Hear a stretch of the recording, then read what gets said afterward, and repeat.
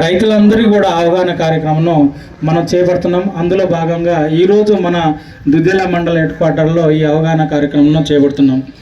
అయితే ధరణి చట్టంలో ఏదైనా తప్పులు జరిగి ఉంటే సవరించడానికి అవకాశం లేదు. ఇప్పుడు ఈ చట్టంలో గతంలో మనం ఈ చట్టం అమల్లోకి వచ్చిన తర్వాత 1 సంవత్సర కాలంలో ఈ జరిగిన తప్పులపై ఎంఆర్ఓ దగ్గర జరిగి ఉంటే ఆర్డీఓ దగ్గర సమ్మతి లేకుంటే కలెక్టర్ దగ్గర కూడా అనుకూలంగా రాలేదంటే మనకు ల్యాండ్ ట్రిబ్యునల్ కూడా జిల్లా స్థాయిలో లేదంటే మన పాత జిల్లా స్థాయిలో ఒక ట్రిబ్యునల్ ఏర్పాటు చేయడానికి కూడా ఈ చట్టంలో అవకాశం కల్పించబడింది. అందుకనే రెండించెల మనకు అప్పీల్ వ్యవస్థను తీసుకురావడం వల్ల మన జిల్లా స్థాయిలోనే ఎక్కువ శాతం సమస్యలు ఇక్కడనే క్లియర్ చేసుకోవడానికి అవకాశం ఉంటుంది. ఇప్పుడు మన జరిగిన ఏ తప్పులు ఉన్నాయో ఇప్పుడు రైతులు చుట్టూ తిరుగుతున్నారు. ఆర్ఎస్ఆర్ యాక్సిడెంట్ అని చెప్పేసి ఒకరి పేరు మీద తప్పుడుగా రికార్డు వచ్చింది, అతని తప్పులను పేరు తొలగించి మాకు పాస్బుక్లు ఇవ్వండి అని చెప్పిన ఆ సందర్భంలో తిరుగుతున్న వ్యక్తులకు కూడా ఇవి మండల స్థాయిలోనే ఎంఆర్ఓ లెవెల్లోనే ఈ సవరణ చేయడానికి అవకాశం దొరికింది. వీటి మీద కూడా ఆర్డీఓ దగ్గర కూడా అప్పీల్ ద్వారా కూడా ఈ సమస్యలను పరిష్కరించడానికి అవకాశం కల్పించడం జరిగింది. అదేవిధంగా రిజిస్ట్రేషన్స్ ఒకసారి ఒక రైతుకు ఆయన భూమి ఇప్పుడు ప్రస్తుతం ఉన్న రికార్డులో ఉందంటే ఆ రికార్డులో నుంచి మన ఆయనకు అమ్మాలంటే వేరే వాళ్ళకు విక్రయించాలంటే వాళ్ళ అవసరానికి ఉండొచ్చు, లేదంటే కొడుకు కూతురుకు భార్యకు లేదంటే తమ్ములకు ఏదైనా గిఫ్ట్ రూపంలో కూడా లేదంటే పార్టీషన్ రూపంలో కూడా మనం ఆ డీడ్ను చేయాలంటే స్లాట్ బుక్ చేసుకుంటున్నాం. గతంలో కూడా స్లాట్ బుక్ చేస్తున్నాము. ఏ రోజు డేట్ వస్తే ఆ రోజు మన ఎంఆర్ఓ దగ్గర పోయి రిజిస్ట్రేషన్ చేసుకుంటున్నాము. రిజిస్ట్రేషన్ అయిన వెంటనే కూడా పాస్బుక్లు తీసుకుంటున్నాం. మోటేషన్ అప్పుడే కాబడుతుంది. ఇందులో కూడా సేమ్ అదే రీతిలో మన భూభారతి చట్టంలో అవకాశం కల్పించబడింది. ఇందులో ముఖ్యంగా ఏంటంటే రైతులు ఎప్పటి నుంచో వాళ్లకు గెట్టు పంచాయతీలో తగాదాలు ఎప్పటి నుంచో కొంతమంది రైతులకు నడుస్తూనే ఉంది. ఒక రైతుకు ఒక సర్వే నంబర్లో భూమి ఉంటే ఇంకో సర్వే నంబర్లో ఆయన కాస్తు చేస్తుంటారు, పట్టా వేరే నంబర్లో ఉంటుంది. అలా కొన్ని సమస్యలు ఉన్నాయి. అలాంటి వాటిని కూడా మనకు ముందు రానున్న కాలంలో పరిష్కరించడానికి అనుకూలంగా ఉండే విధంగా గ్రామ పటం మనకు మ్యాప్ ఉండేది. ఇప్పుడు ఏ భూమి అమ్ముతున్నారో ఆ భూమికి ఒక మ్యాప్ పటం గీసి మనం ఆన్లైన్లో పెట్టగలిగితే స్లాట్తో పాటుగా ఇది రిజిస్ట్రేషన్ అయ్యి మొటేషన్ అయ్యి ఆ మొటేషన్తో పాటు పాస్బుక్లు వచ్చే దాంతో పాటుగా ఈ పటం కూడా ఆ పాస్బుక్తో పాటు రైతుకు రావడం జరుగుతుంది. అయితే మన మండలాల్లో కూడా ఉండేది ఒక్క సర్వేరు మాత్రమే, మండల సర్వేరు, గవర్నమెంట్ సర్వేరు. కానీ రాష్ట్ర ప్రభుత్వం ఏం చేసిందంటే ప్రతి మండలాల్లో ఒక 5-6 లైసెన్స్డ్ సర్వేర్స్ అందుబాటులో ఉండే విధంగా వాళ్ళకు పర్మిషన్ ఇవ్వబోతుంది.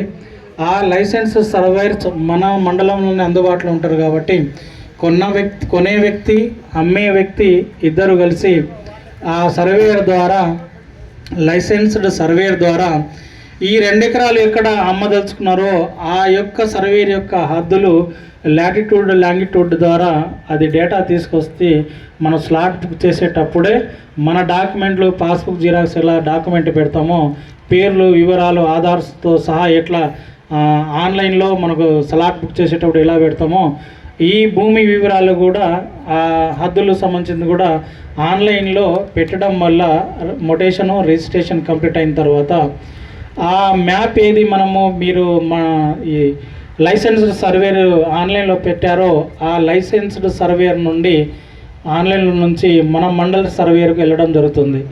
మండల సర్వేర్ ఏం చేస్తారు, వాటిని పరిశీలించి ఒకసారి మన ఈ లైసెన్స్డ్ సర్వేర్ చేసింది కరెక్ట్ ఉందా లేదా అని ఒక్కసారి చెక్ చేసుకున్న తర్వాత ఆన్లైన్లో అప్రూవల్ చేయడం జరుగుతుంది. అప్రూవల్ చేసిన వెంటనే మనకు పాస్బుక్లు రావడం జరుగుతుంది. ఆ పాస్బుక్తో పాటుగా ఈ మ్యాప్ కూడా రావడం జరుగుతుంది. భవిష్యత్తులో కూడా ఇలా ఒక గ్రామంలో ఉన్న సర్వే నంబర్లో ఒక దాదాపుగా 70-80% ఇది అమ్మకాల కొనుగోలు ద్వారా కావచ్చు, లేదంటే కూతుళ్లకు కొడుకులకు గిఫ్ట్ రూపంలో పార్టీషన్ రూపంలో వారసత్వంగా మన పౌతి కేసు ద్వారా అయినా అమలు చేసే క్రమంలో 70-80% వరకు ఇదే మ్యాప్ల రూపంలో పూర్తి స్థాయిలో కంప్లీట్ అయితే మిగిలిన 20-30% కూడా ముందు రాష్ట్ర ప్రభుత్వము ఒక 5-10 సంవత్సరాల తర్వాత రీసర్వే ద్వారా కంప్లీట్ చేసుకోగలిగితే ఆ సర్వే ఆ గ్రామంలో రెవెన్యూ గ్రామంలో ఎటువంటి కూడా ఈ గెట్టు పంచాయతీల సమస్యలు లేకుండా ముందు చూపుతోటి ఈ చట్టంలో ఈ అవకాశంను కూడా ప్రతి ఒక్క రైతు రిజిస్ట్రేషన్ చేసుకునే వ్యక్తికి, పౌతు చేసుకునే వ్యక్తికి ఈ పటం కూడా మీ పాస్బుక్తో ఇవ్వడానికి ఈ చట్టంలో పొందుపరచడం జరిగింది. గతంలో మనకు 6R చట్టం ఉండేది. 6R చట్టంలో కూడా స్టార్టింగ్లో ఇదే మ్యాప్ అలాగనే ఇచ్చేది. వచ్చిన క్రమంలో ఆ పటం అనేది ఇవ్వలేదు. మళ్ళా తర్వాత చట్టాలు వచ్చినాయి. ఆ చట్టాలు అనుగుణంగా రెవెన్యూ అధికారులు మీకు పాస్బుక్లు జారీ చేయడం జరిగింది. అదేవిధంగా పౌతి కేసెస్ అంటే తప్పుల సవరణ మరియు ఈ రిజిస్ట్రేషన్ ద్వారా మొటేషన్స్ మరియు వారసత్వ చట్టం అంటే ఎవరైనా రైతు చనిపోయి ఉంటే యాక్సిడెంటల్లీ కావచ్చు, లేదంటే వయసు రీత్యా కావచ్చు, ఎవరైనా చనిపోయి ఉంటే వారి వారసులకు మనం పౌతి ద్వారా విరాసత్ చేస్తున్నాము, పట్టా పాస్బుక్లు ఇస్తున్నాము. ఈ కేసులో ఎలా ఉంటుందంటే ఒక రైతుకు ఒక 5 వారసులు ఉంటారు. ఒక రైతు చనిపోయిన వ్యక్తికి 5లో 2 కొడుకులు కావచ్చు, 3 కొడుకులు అనుకుందాం, ఒక కూతురు ఒక భార్య ఉంటుంది. 5 వారసులు. కానీ ఇక్కడ ఉండే కొడుకు కావచ్చు, కూతురు కావచ్చు, 1-2 మాత్రమే ఆ పట్టేదారుకు వారసులు అని చెప్పేసి స్లాట్ బుక్ చేసుకుంటారు. మళ్ళీ ఇక్కడ వచ్చేసి పౌతి చేయమని చెప్పేసి ఆ డేట్ వస్తుంది. ఏ డేట్ స్లాట్ బుక్ చేసుకున్నారో ఆ రోజు వచ్చి రిజిస్ట్రేషన్ కంప్లీట్ చేయడం జరుగుతుంది. అక్కడ దండి చట్టం ప్రకారము ఒక స్లాట్ బుక్ అయిన తర్వాత దాని మీద గవర్నమెంట్ ఇంట్రెస్ట్ ఉందా లేదా, ప్రభుత్వం యొక్క భూమి ఏమైనా ఉందా లేదా మాత్రమే చూడడం జరుగుతుంది. కానీ ఇంతనికి కరెక్ట్గా ఈ పట్టేదారు చనిపోయిన వ్యక్తికి వారసులు వీళ్ళా కాదా అని ఎంక్వైరీ చేయడానికి అందులో స్కోప్ కల్పించబడలేదు. ఇప్పుడు మనకు 30 రోజులు, ఈరోజు మీరు పౌతికి దరఖాస్తు పెట్టుకున్నారంటే 30 రోజుల్లో ఎంఆర్ఓ ఆర్ఐ ఎంక్వైరీ చేసుకొని మన గ్రామంలోనే వచ్చి చుట్టుపక్కల రైతులని కనుక్కొని ఇది వాస్తవమేనా, అతను చనిపోయిన రైతుకు ఇన్ని ఎకరాలు ఉంది, ఇద్దరే పెట్టుకున్నారు దరఖాస్తు పౌతి చేయడానికి, వాస్తవంగా ఇద్దరు కరెక్టేనా, ఇంకేమన్నా వారసులు ఉన్నారా అని చెప్పేసి ఎంక్వైరీ చేసుకొని అప్పుడు ఎంతమంది వారసులు ఉంటే వాళ్ళ సమ్మతితోటి ఈ పౌతి విరాసత్ చేయడానికి అవకాశం ఇప్పుడు ఉన్నది. దానికి గతంలో ఇద్దరు చేసుకుని ఉంటే పౌతికి వాళ్ళిద్దరికీ అయ్యేది. అన్నదమ్ములు ఉంటారు, ఒక తమ్ముడో అన్ననో ఎవరో ఒకరు మాత్రమే చేయించుకునేది. ఆ తమ్మునికి తెలియకపోయేది. మనం చూస్తూనే ఉన్నాం. ఎంఆర్ఓ ఆఫీస్ నుంచి కలెక్టర్ ఆఫీస్ వరకు, సార్ మా తమ్ముడు ఒక్కడే పౌతి చేసుకున్నాడు, మా నాయన భూమి మాకు కూడా రావాలి, నాకు కూడా వాటా ఉంది, నాకు తెలియకుండానే చేయించుకున్నారు, అట్లాంటి పాస్బుక్లను క్యాన్సిల్ చేయమని వాళ్ళు రోజు తిరుగుతున్న సందర్భాలు మనం చూస్తూనే ఉన్నాం. ఇలాంటి కేసెస్కు మేము ప్రజావాణిలో వచ్చినప్పుడు మేము కలెక్టర్ సార్ దగ్గర నుంచి ఎంఆర్ఓ వరకు అందరం కూడా ఈ కేసులు మాకు చేయడానికి పవర్స్ లేదు, మేమేం చేయలేము, మీరు సివిల్ కోర్టు ద్వారా మాత్రమే వెళ్ళి పరిష్కరించుకోగలరని చెప్పేసి మేము మిమ్మల్ని వెనుకకు పంపించడం జరుగుతుంది. దీన్ని బేస్ చేసుకుని ఏంటంటే మీరు కోర్టుకు వెళ్ళడం వల్ల అడ్వకేట్ల ఛార్జెస్ తక్కువ ఏమి ఉండదు, చాలా లక్షల్లో ఉంటుంది. అందరూ రైతులకు స్తోమత ఉండదు, వకీలను ఛార్జీలు పెట్టేసి ఆ కోర్టులో తిరగడానికి వాళ్ళకు కూడా అవగాహన కూడా ఉండదు. ఒకవేళ కోర్టుకు వెళ్ళినా కూడా కోర్టులో ఎన్నో సంవత్సరాల్లో ఆ సమస్య పరిష్కారం కాకుండా ఉండే అవకాశం గతంలో ఉండేది. ఇప్పుడు ఈ పౌతిలో చేసిన వాటికి కూడా కరెక్ట్గా లేదనుకుంటే ఆర్డీఓ దగ్గర, కలెక్టర్ దగ్గర అప్పీల్ చేసుకొని ఆ సమస్యను జిల్లా స్థాయిలోనే పరిష్కరించడానికి ఈ అప్పీల్ వ్యవస్థ అనేది కూడా మనకు ఈ చట్టంలో పొందుపరచడం జరిగింది. అదేవిధంగా మనకు 38E టెనెన్సీ అంటున్నాము, ఓఆర్సీ అంటే ఇనాం భూముల సంబంధించి అంటున్నాము.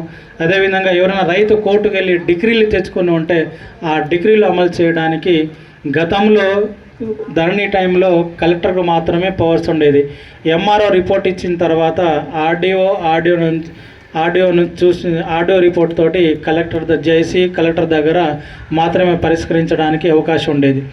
రాష్ట్ర ప్రభుత్వం ఏం చేసిందంటే ఇలాంటి ఒకే దగ్గర పవర్స్ కేంద్రీకృతం కావడం వల్ల ఒక కలెక్టర్ ఒక ఎంఆర్ఓ చేయవలసిన పనిని అన్ని మండలాలు చేయడం అనేది ఎన్నో నెలలు సంవత్సరాల తరబడి లేట్ అయ్యే అవకాశం ఉంటుందనే ఉద్దేశంతో ముందుగా కలెక్టర్ నుంచి కొన్ని అధికారులను జాయింట్ కలెక్టర్ నుంచి ఆర్డీఓకి తహసీల్దార్కి ఇవ్వడం జరిగింది.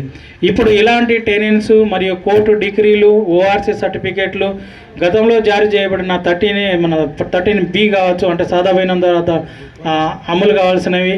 అదేవిధంగా మనకు ఏదైనా అసైన్మెంట్ ప్రభుత్వం ఒకవేళ ముందు ఏదన్నా భూముల్లో గత కొన్ని సంవత్సరాల నుంచి శివై జమీదారులుగా ఉండి వాళ్ళకు కూడా అసైన్మెంట్ పట్టాలు ఇవ్వదలుచుకుంటే అలాంటి సర్టిఫికేట్లు కూడా అమలు చేయడానికి ఇప్పుడు ఆర్డీఓ వరకే సరిపోతుంది. ఈ చట్టంలో ఆర్డీఓకి పవర్స్ ఇవ్వడం వల్ల రైతులందరూ కూడా అన్ని చోట్ల తిరగవలసిన అవసరం లేదు.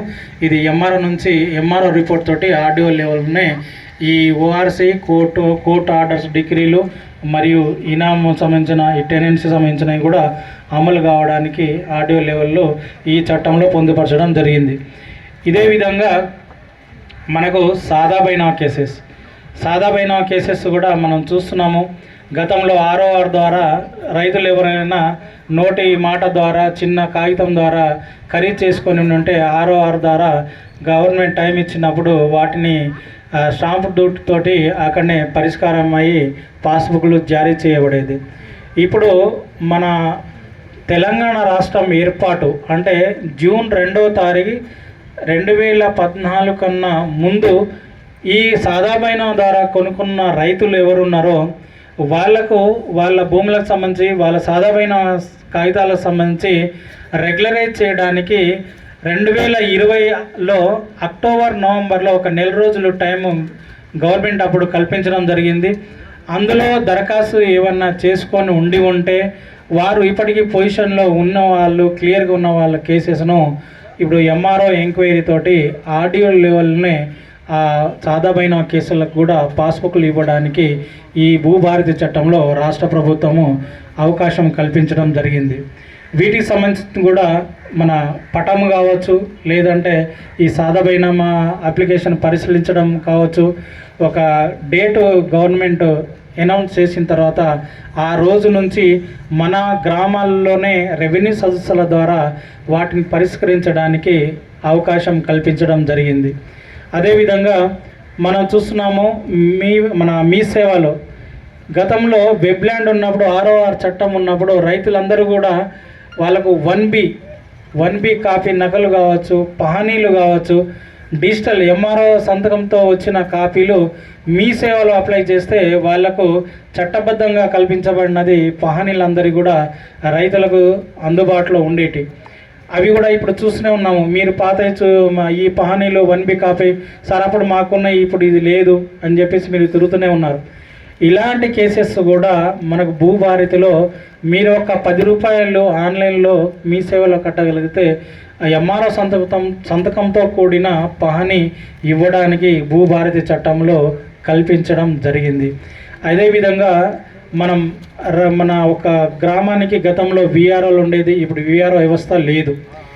దీనివల్ల ఏంటంటే రైతులకు కూడా, లేదంటే ప్రభుత్వ భూములను కాపాడడానికి కూడా గ్రామ స్థాయిలో కూడా ఎవరు లేరు, VRO లేరు, VRAలు లేరు. అదేవిధంగా రైతులకు ఏమైనా చిన్న సమస్యలు ఉన్నా వాటిని పరిష్కరించడానికి కూడా ఒక గ్రామ స్థాయి అధికారి కూడా ఎవరు లేకుండా ఉన్నందున రాష్ట్ర ప్రభుత్వము ఒక రెవెన్యూ విలేజ్కి ఒక రెవెన్యూ గ్రామ పాలనాధికారి అంటున్నాం, ఇప్పుడు GPO గ్రామ పాలనా అధికారులు కూడా త్వరలోనే మన ప్రతి రెవెన్యూ గ్రామంలో కూడా ఇవ్వడానికి రాష్ట్ర ప్రభుత్వం ఆర్డర్ ఇచ్చి ఉన్నది. త్వరలో వాళ్ళు కూడా మీకు అందుబాటులో ఉండడం జరుగుతుంది.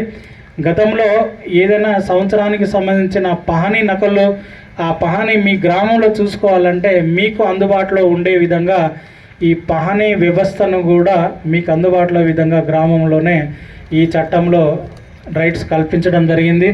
మన జనవరి 1వ తారీఖు నుంచి డిసెంబర్ 31వ తారీఖు వరకు జరిగిన ట్రాన్సాక్షన్స్, రిజిస్ట్రేషన్స్ కావచ్చు, మొటేషన్స్ కావచ్చు, ఇవన్నీ కూడా ఆ పహానీ మరుసటి రోజు ప్రింట్ చేయబడి మన గ్రామ పాలనా అధికారి, రాబోయే గ్రామ పాలనా అధికారి దగ్గర అందుబాటులో ఉండడం జరుగుతుంది.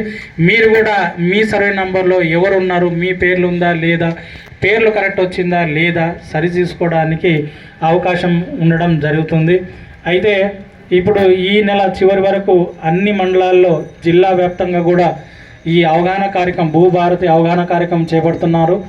దీంతో పాటుగా వచ్చే నెల అంటే మే నెలలో మనకు ఒక జిల్లాకు ఒక మండలం పైలట్ ప్రాజెక్ట్ కింద తీసుకుంటున్నాం. ఈ పైలట్ ప్రాజెక్టులో ఉన్న గ్రామాలన్నింటిలో కూడా ఈ సమస్యలు ఏమేమి ఉందో ఆ సమస్యలు కూడా పరిష్కరించడానికి ఒక్కొక్క గ్రామానికి 1-2 రోజులు టైం ఇస్తూ ఆ మే నెల మొత్తం కూడా ఆ గ్రామాల్లో ఉన్న సమస్యలను పూర్తి స్థాయిలో 100% సమస్యలను పరిష్కరించడం జరుగుతుంది.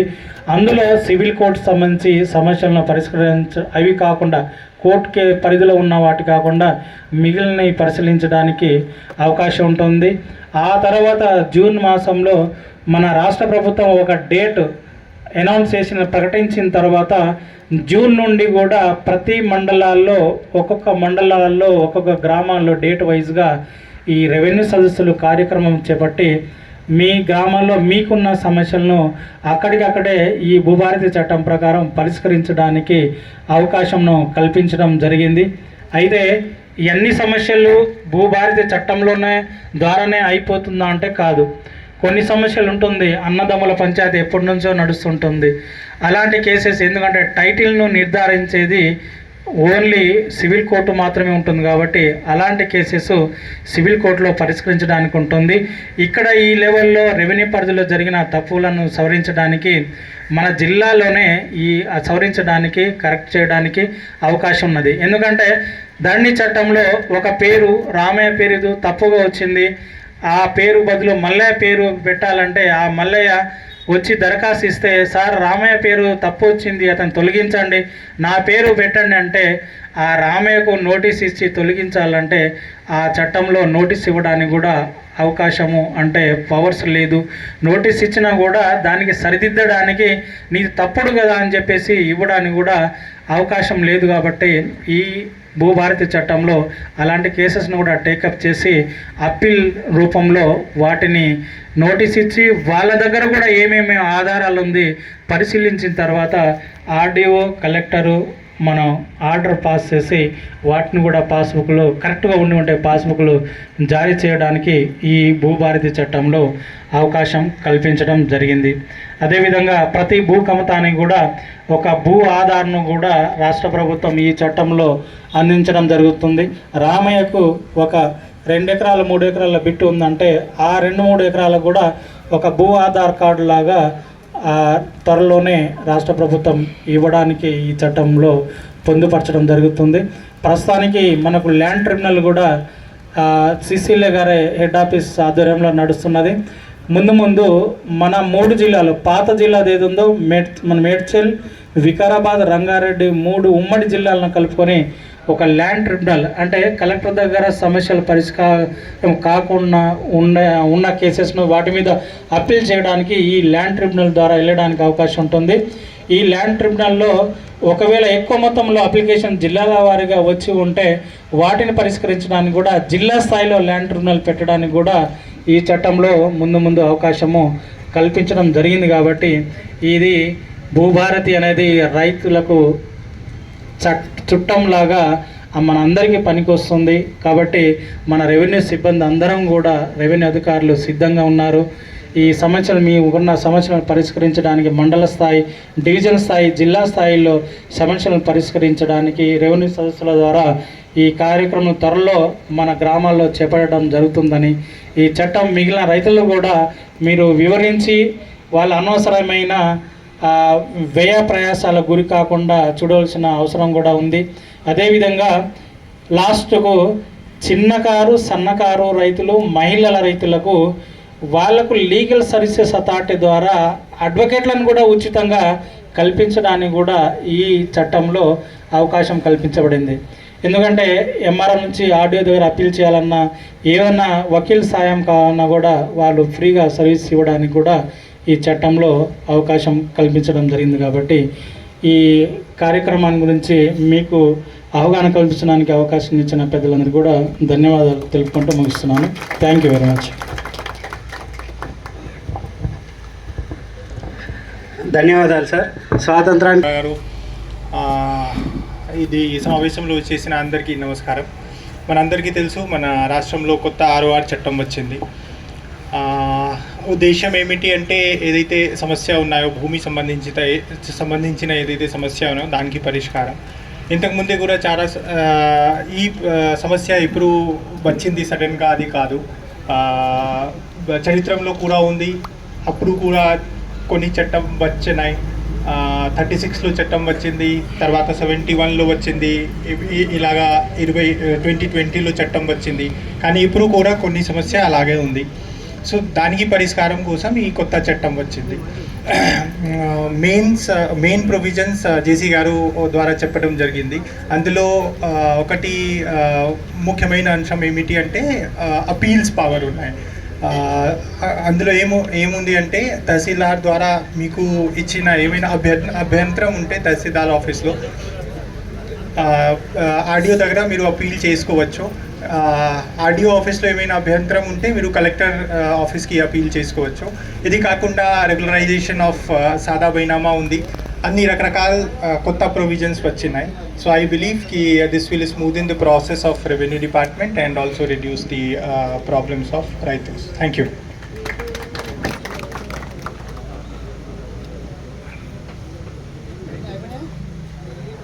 Thank you sir. Next Naresh మాట్లాడు.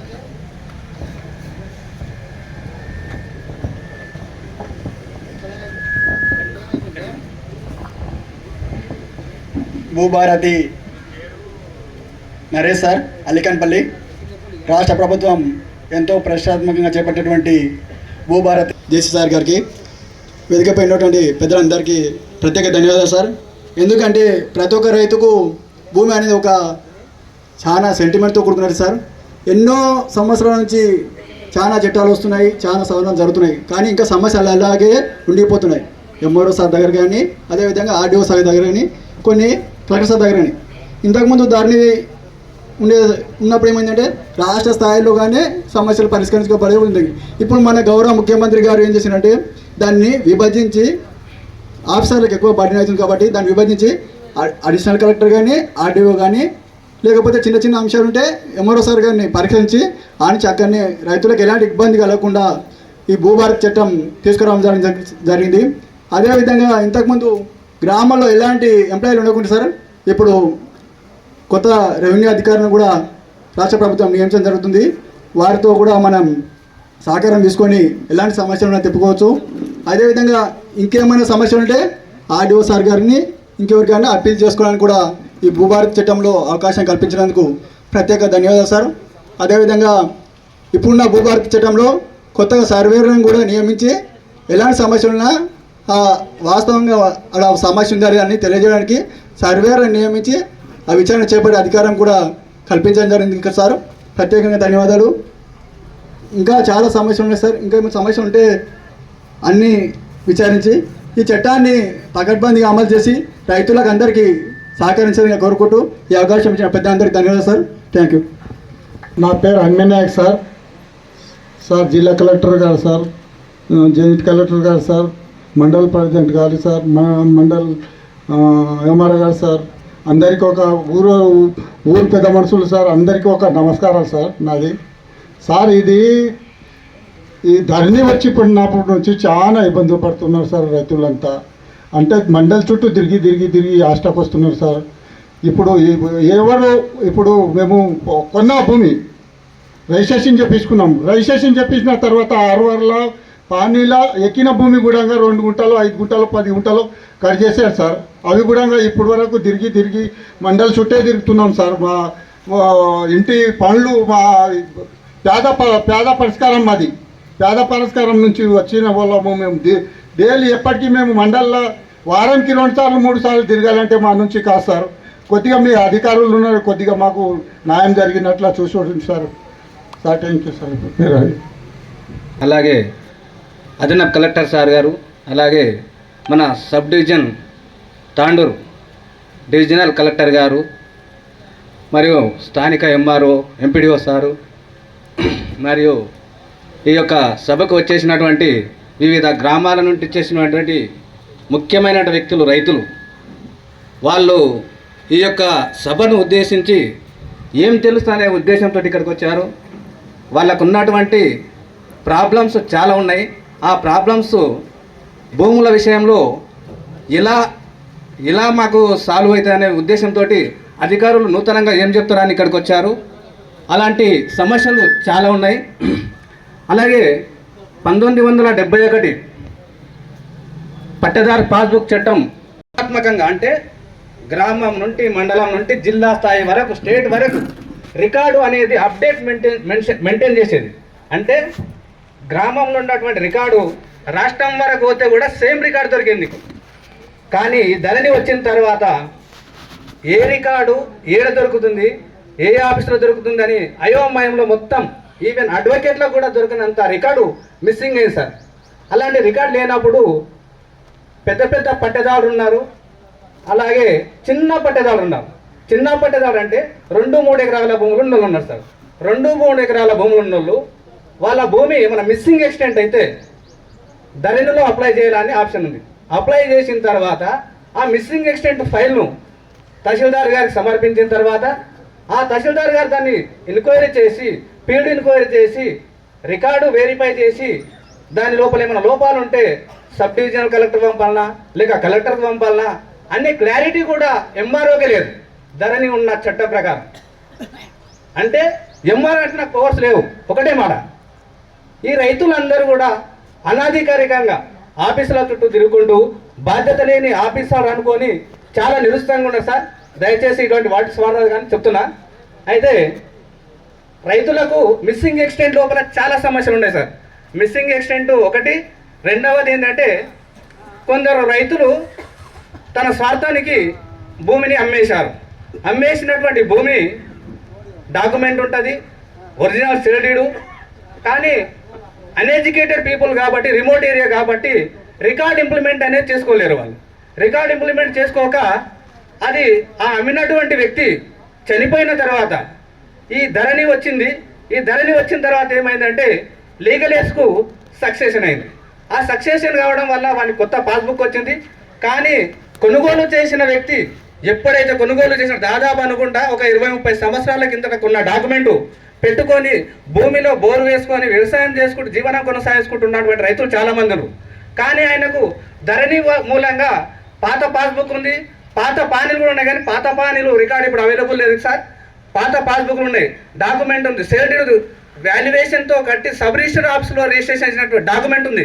ఆ డాక్యుమెంట్ చెల్లబాటు కాకుండా అయ్యింది ధరణి వచ్చినప్పుడు నుండి. ధరణిలో సక్సెషన్ జరగడం వల్ల ఆ సక్సెషన్ పొందినటువంటి అమ్మినటువంటి వ్యక్తి వారసులు ఎవరైతే ఉన్నారో ఇంతవరకు ఆ భూమి చూడలే, ఆ భూమి దగ్గరికి వెళ్ళి వ్యవసాయం చేసిందిలే. కానీ పాస్బుక్ పెట్టుకొని రైతు బంధు పొందుతుండ్రు, అలాగే బ్యాంకు లోన్లు తీసుకుంటుండ్రు. ఒరిజినల్గా ఎవరైతే కన్నా కాయ కష్టం అంటే చెమట ఉడిచి కష్టం చేసిన పైసలతో కొన్నటువంటి భూములు ఎవరైతే రైతు కొన్నాడో సేల్ డీడ్ తన దగ్గర ఉందో ఆయనకు ఎలాంటి లాభం లేకుండా పోయేశారు. అలాంటి విషయాల్లో అధికారులు క్షుణ్ణంగా పరీక్షించి ఆ యొక్క సేల్ డీడ్ల విషయంలో తదుపరిగా మేము అడ్వకేట్లా కానీ స్వయంగా వాళ్ళు కూడా వేసుకోవచ్చు అప్పీల్ మీ దగ్గర. అలాంటి అప్పీళ్లను వెంటనే శ్రద్ధ వహించి అధికారులు పరిశీలన చేసి ఫీల్డ్ ఎంక్వైరీ చేసి ఎప్పటి నుండి కబ్జాలు ఉన్నాడు ఆ రైతు, ఆయన కొనుగోలు చేసింది ఏ సంవత్సరం, ఆయన కొనుగోలు చేసుకున్న తర్వాత ఆ సేల్డీని ఎందుకు ఇంప్లిమెంట్ చేసుకోలేడు, కారణం ఏంటి, అలాంటి వగైరా ఇన్ఫర్మేషన్ తీసుకొని తదుపరి ఇమ్మీడియట్గా తమరు ఆ యొక్క రైతులకు న్యాయం చేస్తే ఈ భూభారతి చట్టం పైన కూడా నమ్మకం కలుగుతుంది. లేకపోతే అది దొందు ఇది దొందు అయితే సార్ దయచేసి చెప్తున్నా, పటిష్టంగా ఈ గవర్నమెంట్ను ఫెయిల్ చేయకుండా ఈ చట్టాన్ని భుజాలపైన మోసే బాధ్యత అధికారులకు ఉంది. కాబట్టి అలాంటి ఈ యొక్క స్కీమును ప్రతిష్టాత్మకంగా ఇంప్లిమెంట్ చేయాలంటే అధికారుల పైన ఉంది. అలాగే ఇంకొక విషయం సార్, గ్రామంలో శ్మశాన వాటికలు ఉండేవి పూర్వంలో. ఒక్కొక్క కులానికి వర్గానికి 2-3 ఎకరాలు 5 ఎకరాల వరకు ఉంది. అలాంటి భూములు ఇప్పుడు అన్యక్రాంతమైనవి సార్. అలాంటి భూములు అసలు ఇప్పుడు శ్మశాన వాటికలు వచ్చాయి, అలాంటి భూములు అన్యక్రాంతమైనవి. ఎవరో అన్అఫీషియల్గా ఆక్యుపై చేసారు సార్, ఇల్లీగల్గా ఉన్నారు. ఆ యొక్క భూములను సర్వే చేసి యథావిధిగా ఆ యొక్క సామాజిక వర్గాలకు చెందేటట్లు చర్యలు తీసుకోవాలి సార్. ఎందుకంటే సర్వే చేసి బౌండరీస్ ఫిక్స్ చేసి రైతుకు ఇప్పుడు కొనుగోలు చేసిన రైతుకు సేల్ డీడ్ లోపలనే పట్టేదారు పాస్బుక్లనే సర్వే చేసి నక్ష ఎట్లా చేసిస్తుండ్రో అలాంటి భూములను కూడా సర్వే చేసి గవర్నమెంట్ అలాంటి చేసిన భూములు కాబట్టి ఆ యొక్క వర్గానికి ఆ యొక్క మ్యాప్తో సంబంధించిన శ్మశానానికి సంబంధించిన భూములకు కూడా టైటిల్ డీడ్ ఇస్తే బాగుంటుంది సార్. ఆ యొక్క భూముల విషయంలో కొంచెం శ్రద్ధ వహించాలి sir. Thank you sir. Thank you advocate.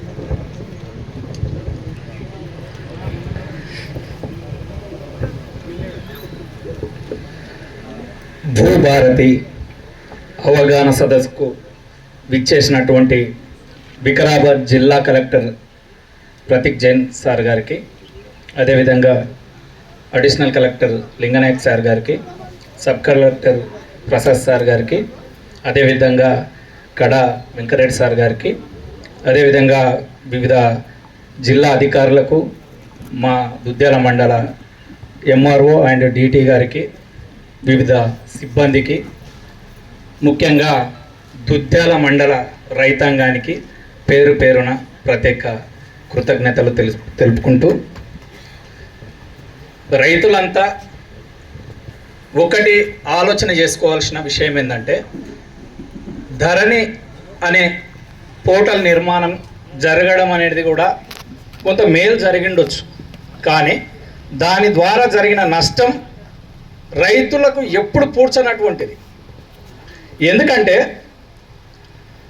ధరణి అనేది భూ మార్పిడికి కానీ, అదేవిధంగా రికార్డు ఆన్లైన్ చేయడానికి కానీ, కంప్యూటర్ యుగంలో ఉన్నటువంటి మనం డిజిటల్ దాన్ని అనుసరించడం అనేది గవర్నమెంట్ తీసుకున్న నిర్ణయాన్ని మనం స్వాగతిస్తూనే, ధరణి ద్వారా అత్యంత నష్టపోయింది రైతాంగం మాత్రమే, పేద రైతాంగం మాత్రమే. ఎందుకని చెప్తా అంటే, ఏదన్నా సమస్య ఉంటే కంప్యూటర్కి చెప్పండి, పరిష్కారం దేవుణ్ణి అడగండి అనే విధంగా ధరణిలో చాలా లోపాలు ఉండేవి. ధరణిలో ఎవరి పేరునైనా ఎవరిపైకైనా మార్చే అధికారం ఆపరేటర్లకు ఇచ్చారు. నా పేరుని తప్పుగా ఎంటర్ చేసింది నేను కాదు. అదేవిధంగా భూమి స్వభావాన్ని, నా భూమి పట్టా భూమి అని అదేవిధంగా ప్రభుత్వ భూమిగా మార్చమని చెప్పింది నేను కాదు. అదేవిధంగా నా ఎక్స్టెంట్, నాకు 3 ఎకరాలు ఉంటే 2 ఎకరాల భూమి మీరు ఎందుకు వేసిరని చేసింది నేను కాదు. ఇదంతా ధరణి పోర్టల్ ద్వారా జరిగింది. నా పేరు మార్పిడికి నేను సీసీఎల్ వరకు తిరగాలి. దాన్ని అదనపు భారం ఎవరు భరించాల్సింది వచ్చింది? రైతాంగం భరించాలి. నా భూమి రికార్డులకి వెళ్ళి మిస్ అయిందిరా నాయన నేను ముట్టుకుంటే, ఆ డబ్బులు భరించి పేద రైతు జిల్లా కలెక్టర్ గారి ద్వారా కూడా కాకపోతే సీసీఎల్కి వెళ్ళాలి. మా రైతులు ఎవ్వరు వెళ్ళే పరిస్థితి లేదు సార్. కలెక్టర్ గారి వరకు వెళ్ళే పరిస్థితి ఉంది, ఎందుకంటే రవాణా సదుపాయం మెరుగైంది కాబట్టి. ఎంఆర్ఓ సార్కి చెప్తుంటే, ఇంతకుముందు అయితే పాత 6వ చట్టం ద్వారా ఏంటంటే గత ప్రభుత్వాలు తీసుకున్న నిర్ణయం వీఆర్ఓ ఉండే, ఏదైనా వీఆర్ఓకి చెప్తుంటే, తర్వాత మాకు తెలిసింది ఏంది ఎంఆర్ఓ దగ్గరికి మా రైతాంగానికి. అంటే ఇప్పుడంటే కొంచెం రవాణా వ్యవస్థ మెరుగైంది కాబట్టి వికారాబాద్ వరకు వెళ్ళగలుగుతున్నాం, సార్కు వినతి పత్రం ఇస్తున్నాం. చాలామంది రైతులకు ఉన్నటువంటి సమస్య ఏంటంటే, వాళ్ళ పేరు నరసింహ ఉంటే నరసమ్మ మారింది.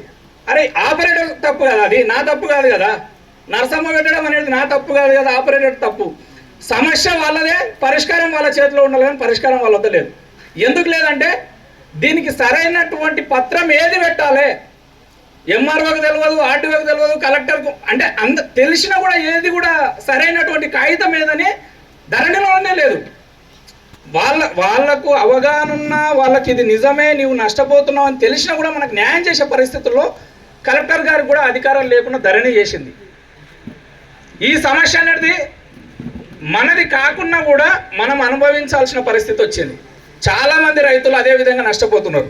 అదేవిధంగా గత ప్రభుత్వాలు సీలింగ్ యాక్ట్ ద్వారా, ఇనామ్ యాక్ట్ ద్వారా, కనీస భూ పరిమితి చట్టం ద్వారా ఈరోజు పేదలు ఎంతోమంది మా గ్రామాలలో దళిత, గిరిజన, మైనార్టీ, బీసీ వర్గాలకు ఎంతోమంది భూములు వచ్చినాయి. అదేవిధంగా సాదాబైనం సార్ చెప్పినట్టు సాదాబైనం ద్వారా లేకుంటే వివిధ పత్రాల ద్వారా యాజమాన్యపు హక్కులు, అంటే మనం యజమానిగా మారినాం, భూమి దున్నుకుంటున్నాం, కానీ పాస్బుక్ లేదు. పాస్బుక్ ఎవరికి ఉందంటే వాడు పట్నంలోనో, దుబాయ్లోనో, మలేషియాలోనో పోయి ఉంటే వానికి పంపించారు. ఈడైతే వాడిని భూమి లేదు.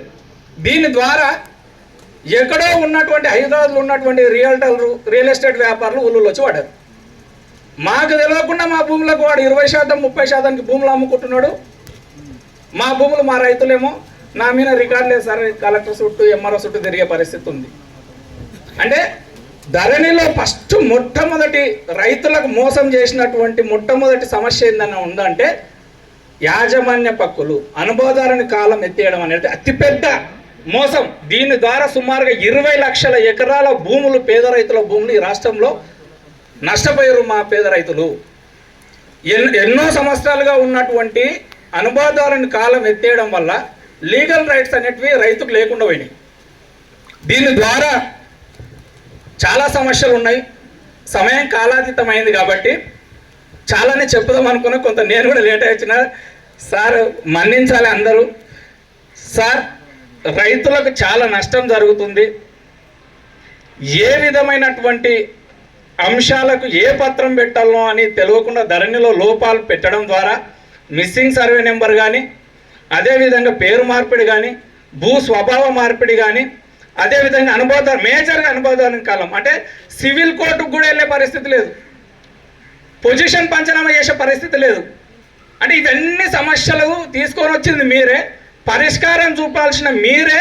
కంప్యూటర్కి చెప్పుకోండి సమస్య, దేవుణ్ణి పరిష్కారం దేవుణ్ణి అడగండి అంటే మేము ఎక్కడ వెళ్ళాలి? దయచేసి వీటన్నిటిని గ్రామ స్థాయిలో మీరంతా పరిష్కారం చేసే విధంగా భూభారతి చట్టం ద్వారా రైతులకు మేలు కలగాలని ఆశిస్తూ ఈ అవకాశం ఇచ్చిన పెద్దలందరికీ ధన్యవాదాలు. సభకి నమస్కారం. ఈరోజు భూభారతి అవగాహన సదస్సుకి వచ్చిన నాతో పాటు ఉన్న ఉన్నతాధికారులు, వివిధ ఊర్ల నుంచి వచ్చిన రైతులు అందరికీ నా హృదయపూర్వక నమస్కారాలు, అభినందనలు. మీరు ఇక్కడ వచ్చారు అవగాహన సభకి. ఎలాగో మేము మీకు అవగాహన కల్పించాలి కొత్త చట్టం గురించి, మీ నుంచి మనకి కూడా సమాచారం రావాలి, అవగాహన రావాలి కాబట్టి ఈ సదస్సు పెట్టడం జరిగింది. నాకు ఉన్న ముందు వక్తలు నరేష్ గారు కావచ్చు, హన్మ్యా నాయక్ గారు కావచ్చు, అడ్వకేట్ లీగల్ సర్వీస్ అథారిటీ నుంచి వచ్చిన అడ్వకేట్ గారు కావచ్చు, నరసింహ కొడంగల్ గారు మాట్లాడిన ప్రకారం చెప్తే, ఒక్క మాటలో చెప్పాలి అయితే హర్షిస్తూ చెప్తున్నాను. భూభారతిలో మీరు చెప్పిన ప్రతి ప్రాబ్లం ఏవైతే చెప్తున్నారు, 20 ధరణి చట్టంలో ఏమైనా లోపాలు ఉండేది, ప్రాబ్లం ఉండేది, భూభారతి చట్టంలో అవన్నీ లోపాలు పోయినాయి అన్నమాట నేను మీ అందరికీ తెలియజేస్తున్నాను. ఎట్లా ఎందుకు అంటే మీరు కరెక్ట్గా చెప్పారు. ప్రాబ్లం ఉంటే ఫస్ట్ ఆఫ్ ఆల్ మనము పోతే పంచాయత్ సెక్రటరీ దగ్గర పోతాము, ఊరు వాళ్ళ దగ్గర పోతాము. అంటే డైరెక్ట్గా పోయి మనము గౌరవ ప్రధానమంత్రి దగ్గర పోకూడదు. అలాగా ఉంటే మనము నడపలేము, ఈ రాష్ట్రాన్ని ఈ దేశాన్ని నడపలేము. దాంతో ఒక వ్యవస్థ రూపంలో పెట్టడం జరిగింది, 4 స్థాయిలో వ్యవస్థ పెట్టడం జరిగింది. ఊర్లో ఉంటే విలేజ్ పాలనా అధికారి కావచ్చు, విఆర్ఓ కావచ్చు, విఆర్ఏ కావచ్చు, ఊర్లో ఒక పాలన ఉండాలి, మండల్లో ఒక పాలన ఉండాలి, డివిజన్లో ఉండాలి, ఆ తర్వాత జిల్లాలో ఉండాలి. దాంతో చూస్తే ఒకవేళ వేరే రాష్ట్రాలు చూడవచ్చు, ఇంతకు ముందు ధరణికి ముందు కూడా ప్రతి దగ్గర భూమి ఉండేది, పట్టాదారు పాస్బుక్ ఉండేది, దున్నేవాళ్ళు ఉండేది, పట్టాదారు ఉండేది, కాస్తు కోలం ఉండేది. అప్పుడు కూడా ప్రపంచం ఏదో రకంగా నడిచేది అనమాట. కానీ సడన్గా ఇప్పుడు మనం ఈ 2020 చట్టం తీసుకొని వచ్చాము, దాంతో ప్రాబ్లం అయ్యేది. అది మాట వాస్తవం. నేను ఎందుకు అంటున్నాను అయితే, నేను ఎప్పుడు ఈ జిల్లాలో జాయిన్ అయ్యాను, మన వికారాబాద్ జిల్లాలోనే చూస్తే భూ సమస్యలు 15,000 ఉండేది అనమాట. 15,000 ఉండేది అనమాట. కానీ ఆ తర్వాత ఈ చట్టం వచ్చింది, ఆల్మోస్ట్ 4 నెలలు అవుతుంది, 3 నెలలు అవుతుంది. ఆ నెల తర్వాత ఏమైంది, నాకు ఉన్న ప్రాబ్లమ్స్ కావచ్చు మెల్లమెల్లగా ప్రతి స్థాయికి ఇవ్వడం జరిగింది. కొన్ని పవర్ జేసీ గారికి ఇవ్వడం జరిగింది, కొన్ని సబ్ కలెక్టర్కి, కొన్ని ఎంఆర్ఓకి ఇవ్వడం జరిగింది. దాంతో మనము కృషి చేసి వస్తూ ఉంటే ఈ పార్టీకి చూస్తే మన వికారాబాద్ జిల్లా చూస్తే ఓన్లీ 5,000 అప్లికేషన్స్ పెండింగ్ ఉన్నాయి. ఇది గౌరవం ఇచ్చిన పని. ఎందుకు, నేను కూడా ఒక మనిషిగా, కలెక్టర్ కూడా ఒక మనిషి లాగానే ఉంటాడు. మేము కూడా ఒక పని చేయాలి అయితే మొత్తం జిల్లాది పని చేయాలి మా వల్ల కాదు. అంటే ఉంటే కూడా 1 month 1 year పడవచ్చు, 2 year పడవచ్చు. కానీ ఎప్పుడు మనము ఈ పవర్ ఎంఆర్ఓస్కి, ఆర్డీఓస్కి అండ్ సబ్ కలెక్టర్కి అండ్ జాయింట్ కలెక్టర్కి ఇచ్చాము. మెల్లమెల్లగా ప్రతిరోజు చూస్తే వారు 30 చేస్తారు, నేను 30 చేస్తాను. 30 చేస్తే ప్రతి రోజుకి మనము తగ్గిస్తే వస్తున్నాము. కొన్ని కొత్త అప్లికేషన్స్ కూడా వస్తున్నాయి. ఈ పార్ట్కి చూస్తే కూడా మన దగ్గర 5,000 ఉన్నాయి. ఈ భూభారతి చట్టం ఎప్పుడు 2 జూన్ నుంచి ఫుల్ రూపంలో అమల్లో వస్తుంది. ఇంకా పవర్స్ వచ్చేస్తాయి అన్నమాట మన కింద స్థాయి ఆఫీసర్స్ దగ్గర. ఇంకా ఈ ప్రాబ్లమ్స్ సాల్వ్ అవుతాయి అన్నమాట. సో అందరికీ హర్షించాలి అన్న మాట రూపంలో మనం భావించవచ్చు. బికాస్ భూమి ఇంతకుముందు చెప్పినట్టు ప్రకారం భూమి అంటే ఒక ఎమోషన్. వాడి దగ్గర ఇంకా భూమి ఉంటే ఒక ఎమోషన్, కానీ దానికి ఒక కాయిదా కూడా మీ చేతిలో ఉంటే ఒక ఆయుధం లాగా ఉంటుంది. బికాజ్ మీరు దాంతో ఒక లోన్ తీసుకోవచ్చు, దాంతో మీకు రైతు బీమా రావచ్చు, మన ఇచ్చిన డ్రిప్ ఇరిగేషన్, స్ప్రింక్లర్ ఇరిగేషన్ అమ్మాలి కొనాలి అవి అని కావచ్చు చేయవచ్చు. ఆ కాయిదాలు ఇవ్వాలి అని ఒక నిష్ఠతోటి గవర్నమెంట్ మన రాష్ట్ర ప్రభుత్వం ఒక నిర్ణయంకి వచ్చింది. ప్రతి రైతు దగ్గర ఇంతకుముందు నరసింహ చెప్పారు అంటే ఆక్యుపెంట్ కాలం ఉండేది అనమాట. ఆక్యుపెంట్ కాలం కూడా ప్రతి పహాని నకల్లో వచ్చేది. పట్టేదార్ రమేష్ కావచ్చు, ఆయన పెద్ద భూస్వామి కావచ్చు, కానీ రమేష్ కింద భూమి దున్నేది అసలు గణేష్, హన్మ్య ఎవరు దున్నుతూ ఉంటారు. మనం ఇంతకుముందు కాస్తు కాలంలో మా పటవారి వారు రాసేవారు, దాంతో కూడా ఒక లీగల్ స్టేటస్ ఉండేది అనమాట. ఓకే, ఆ ల్యాండ్లో హన్మ్య సాగులో ఉన్నాడు, కబ్జాలో ఉన్నాడు, రమేష్ పట్టేదార్ కావచ్చు, అది తర్వాత తెలుస్తాం. తన దగ్గర కూడా ఒక ఆధారం లాగా ఉంటుంది. కానీ ఎప్పుడో ఇది ధరణి వచ్చింది, దాంతో ఆ ఆక్యుపెంట్ కాలం తీయడం జరిగింది. రమేష్ని పట్టేదార్, రమేష్ని కాస్తుదార్. కానీ పొలాలకి పోతే, భూమికి తల్లారిపోతే అక్కడ ఎవరు కబ్జాలో ఉండేది. కానీ ఇప్పుడు కూడా ఈ చట్టంలో ఉంది, మీరు ఆక్యుపెంట్ కాలం, కబ్జాదార్ కాలం మళ్ళీ తిరిగి తీసుకొని వచ్చారు, దానికి కూడా రూల్స్ వస్తాయి. ఆ ఆక్యుపెంట్ కాలం తోటి కూడా చాలా మటుకు ఈ భూ వివాదాలు ఉన్న భూమిలో కూడా ఒక న్యాయం చేయడానికి ఒక ఆశ అయితే కనీసం ఉంటుంది. అండ్ దానికి కూడా అది బేస్లో పెట్టుకొని మనం కూడా రెవెన్యూ అధికారులు కూడా దానికి పరిష్కారం చేయవచ్చు. ఇంతకుముందు చెప్పారు ప్రతి దానికి సీసీల దగ్గర పోవాలి. నేను ఎలాగో కలెక్టర్కి అంటున్నాను, ప్రతి ఒక్క పేరు చేంజ్ చేయాలి. నరసింహ బదులు నరసమ్మ పడింది, ఆ పేరు నా దగ్గర ఎందుకు? అది ఎంఆర్ఓ దగ్గర ఉంటే ఎంఆర్ఓ చేసేస్తాడు, ఆయన లోకల్ ఎంక్వైరీ చేస్తాడు, 10 మందికి ఊరు వాళ్ళకి అడుగుతాడు, ఆయన చేసేస్తాడు. దాంట్లో నా దగ్గర రావాల్సిన పని ఏముంది? ఆ ఉద్దేశంతోనే ప్రతి పవర్ దాంట్లో ఇవ్వడం జరిగింది. ఇంతకు ముందు ఉన్న సీసీల దగ్గర కూడా పవర్, ప్రతి దగ్గర సీసీలు కూడా చూడాలి కదా, వారు కూడా మంచినే, వారు కూడా చేయలేరు అనమాట. దానివల్ల కూడా అన్ని పవర్స్ తిరిగి కిందకి వచ్చినాయి. బ్యాక్లాగ్ సక్సెషన్ మ్యూటేషన్లో అడ్వకేట్ గారు చెప్పారు దట్ అలాగా కేసెస్ మనము ఈరోజు ఇప్పుడు అవగాహన మాత్రమే ఇస్తున్నాము, ఇక్కడ హెల్ప్ డెస్క్ కూడా పెట్టడం జరిగింది. ఒక్కవేళ ఈ ఊళ్ళో మీ ఈ మండలాల్లో చూసే 13 గ్రామ పంచాయతీస్ ఉన్నాయి, ఎక్కడైనా ఈ ఇష్యూ జరిగింది. ఫర్ ఎగ్జాంపుల్ రమేష్ కొన్నాడు, ఏదో భూస్వామి పట్టేదారు నుంచి కొన్నాడు, కానీ అమలు కాలేకపోయాడు, కానీ అమ్మిన మంచి వారసత్తులు మళ్ళీ ఇప్పుడు పాస్బుక్స్ తెచ్చుకున్నారు. ఆ కేసు ఈ మండలాల్లో జరిగి ఉంటే, మీ ఊళ్ళో జరిగి ఉంటే దయచేసి మన హెల్ప్ డెస్క్లో కూడా మీరు రాసి ఇచ్చిపోండి. మనము ఖచ్చితంగా ఆ బ్లాక్లో అయితే కనీసం ఇమీడియట్గా పెట్టేస్తాము, ఎంక్వైరీ చేసి. ఆ బ్లాక్లో పెట్టడం ఉంటే కనీసం వారు మళ్ళీ అమ్మాలేకపోతారు. ఆ ఎంక్వైరీ చేసేసి మనము అప్పీల్లో తీసుకొని ఆ కేసెస్ కూడా సాల్వ్ చేయడానికి ఖచ్చితంగా ట్రై చేస్తాము. మీరు అన్నారు దట్ ఇప్పుడు మీకు రికార్డ్ మిస్ అయినాయి, మీకు ఇంతకుముందు పహానీ నక్కలు లేదు. ఒక గొప్పతనం అంటే మన వికారాబాద్ జిల్లాలో ప్రతి పహానీ ఆదంగల్ మనము స్కాన్ చేసాము.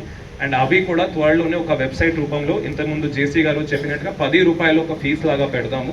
అంటే ఫ్రీగా ఇస్తే కష్టం మనకి కూడా, 5 రూపాయలు 10 రూపాయలు ఏదో పెట్టి మీరు కూడా పహానీ నకల్ వెబ్సైట్ తోటి డైరెక్ట్గా డౌన్లోడ్ చేయవచ్చు అనమాట. మీకు సంబంధించిన భూమిలో ఆ స్కానింగ్ ద్వారా కూడా చాలా మటుకు మీకు ఆశ్వాసం వస్తుంది, ధైర్యం వస్తుంది, మా భూమి మాకు ఉన్నాయి, మాకు నకలు కూడా వచ్చినాయి అని. దెన్ గ్రామ పాలనా అధికారి గురించి ఆల్రెడీ మాట్లాడడం జరిగింది. నేను ఇంతకుముందు చెప్పిన ప్రతి దాంట్లో ఊళ్ళో ప్రాబ్లం ఉంటే పటవారికి చెప్పేది, పంచాయత్ సెక్రటరీకి చెప్పేది, ఆ వ్యవస్థ కూడా ముందుగా రాబోతుంది. ఇంతకుముందు క్లస్టర్ రూపంలో ఉండేది, కానీ ఇప్పుడు గవర్నమెంట్ ఏం నిర్ణయం చేసింది అంటే ప్రతి రెవెన్యూ విలేజ్లో, ప్రతి రెవెన్యూ గ్రామంలో ఒక గ్రామ పాలనాధికారి పెట్టాలి అని. అది కూడా మనము త్వరలోనే నిమిత్తం చేస్తాము. దాంట్లో రిజర్వేషన్ చూసి, లోకల్ వాళ్ళని చూసి ఎట్లా చేయాలి అని రూల్స్ చూసేసి మొత్తం దాంట్లో కూడా ఒక వ్యవస్థ మళ్ళీ తిరిగి తీసుకురావడం పడుతుంది.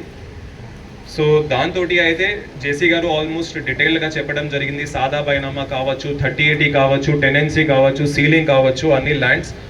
నేను కూడా ఒక కలెక్టర్ లాగా నా తెలుగు అంత పర్ఫెక్ట్ కాకపోవచ్చు, కానీ మీ అందరి ముందు, వారి ముందు ఒక హామీ రూపంలో నేను చెప్తున్నాను.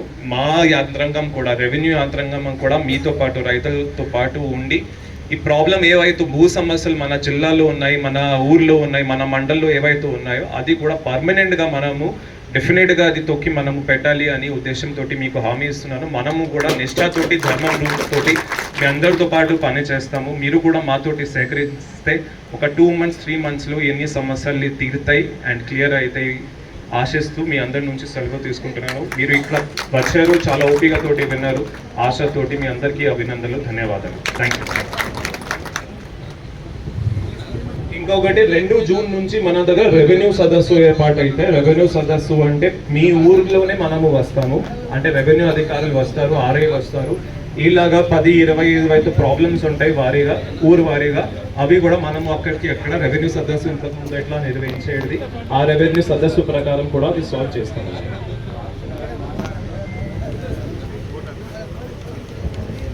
ఇటు కార్యక్రమానికి ఇచ్చేసి భూభారతిపై సమగ్ర అంశాలను వివరించినందుకు ప్రతి ఒక్క అధికారికి పేరు పేరున ధన్యవాదాలు తెలియజేస్తూ ముగిస్తున్నాను.